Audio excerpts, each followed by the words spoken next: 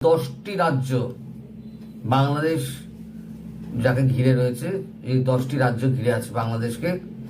বাংলা, বিহার, উড়িষ্যা, এদিকে 7 সিস্টার্সের যে রাজ্যগুলো, সেই রাজ্যগুলোতে খুব বিতর্কের সৃষ্টি হয়েছে এই গোপালগঞ্জ নিয়ে।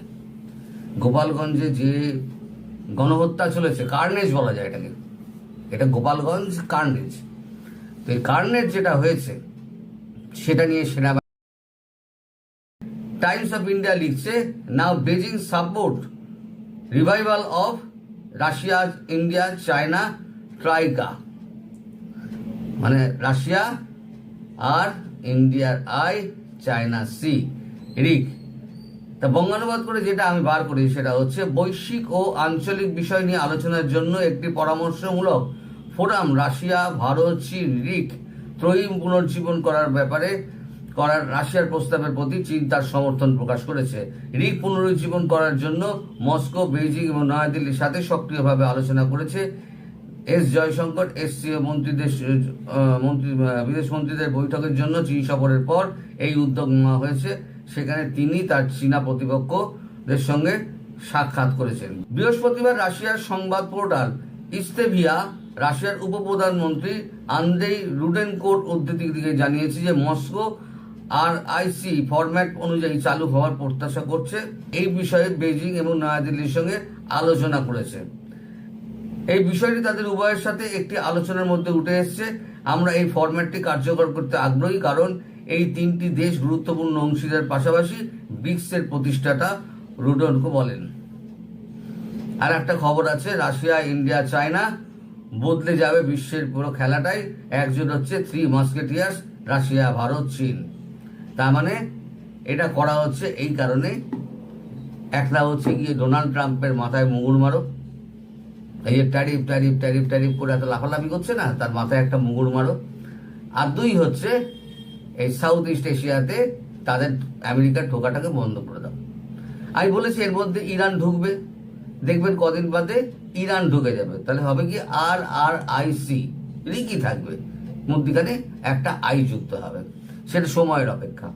তো এখন যদি ইরান ঢুকে যায়, তাহলে লোহিত সাগর থেকে একেবারে শুরু করে বঙ্গোপসাগর অবধি একেবারে পুরো উপসাগরীয় অঞ্চল, হরমুজ প্রণালী, সমস্ত কিছু একেবারে ব্লক হয়ে যাবে।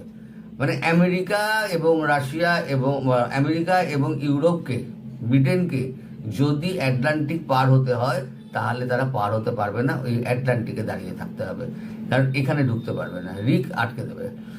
আর একটা ব্যাপার হলো, যদি ব্রিক্স মুদ্রা চালু হয়ে যায়, তাহলে ট্রাম্পের অবস্থা কিন্তু ভবিষ্যতে খুব খারাপ। ট্রাম্প না ইমপিচ হয়ে যান। এই যে ঘটনা বহুল জিনিসগুলো ট্রাম্প করছেন, তাতে ট্রাম্প কিন্তু একেবারে সরাসরি বিতর্কের মধ্যে পড়ে যাচ্ছেন, এবং দেশের মানুষ কিন্তু ট্রাম্পের ওপর খেপে যাচ্ছে। ট্রাম্প আবার এমন পাগলাটে মানুষ, তিনি তো হুমকি দিচ্ছেন ট্যারিফ বসাবেন, 500% ট্যারিফ বসাবেন। তিনি আবার ন্যাটোর চিফকে দিয়ে, মার্ক রুট তার নাম, ন্যাটোর চিফকে দিয়ে তিনি আবার একটা হুমকি ছেড়েছেন। আবার নিজেই আবার পোস্ট করে লিখছেন, breaking, NATO chief one 100% tariff on India, China and Brazil for contributing oil and gas trade with Russia. Russia থেকে যদি তুমি তেল গ্যাস কেনো, তাহলে তোমাদের ওপরে 100% ট্যারিফ লাগু হবে। ভারত বলেছে ভাঁড় মেজা, তো ভাঁড় মেজা, ট্রেড ডিল করবো না। এবার ভারত কি বলছে? ভারত বলছে দেশের চাহিদা মেটানোই লক্ষ্য, রাশিয়া থেকে তেল কেনা নিয়ে ন্যাটোর হুঁশিয়ারির জবাব দিল ভারত। বার্তা আমেরিকাকেও, দেশের মানুষের জ্বালানির চাহিদা মেটানোই ভারত সরকারের অগ্রাধিকার, সেটাই প্রধান লক্ষ্য। সেই লক্ষ্য পূরণের জন্য যা করতে হয় সরকার করবে।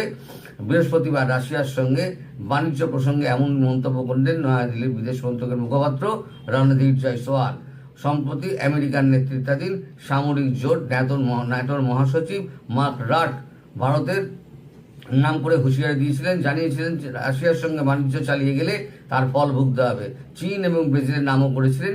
ন্যাটো প্রধানের সেই হুঁশিয়ারিকেই জবাব দিল ভারত। অনেকে মনে করছেন বিদেশ মন্ত্রকের এই বক্তব্যে পরোক্ষে আমেরিকাকেও বার্তা দেওয়া হলো, যদিও আমেরিকার নাম করেননি রণধীর জয়সওয়াল। এখন